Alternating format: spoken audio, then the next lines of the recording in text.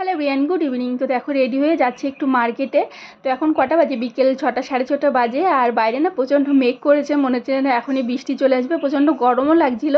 তো যাই হোক, মনে হচ্ছিলো যে বৃষ্টি আসবে। আর হালকা হালকা ঝিরঝির করে বৃষ্টি এসেও গেছিলো আমার। তো জানি না বৃষ্টি আসলে কী হবে। তো চলো বেরিয়ে পড়ি। মনে হচ্ছে যেন বৃষ্টি আসতেও পারে, না আসলে। দেখো তোমাদের দেখাচ্ছিলাম যে দেখো মেঘ করে আছে, ছাতা টাতা সব কিছু নিয়ে নিয়েছি। যদি বৃষ্টি এসে যায় কোনো জায়গায় একটু দাঁড়িয়ে যাব। তো আজকে যাব, কালকে আর আমার টাইম হবে না, ওর জন্য ভাবছি আজকেই চলে যাই। ভেবেছিলাম যে থাকবে, আজকে আর যাবো না। তো প্রথমে চলে এসেছি দেখো মলে।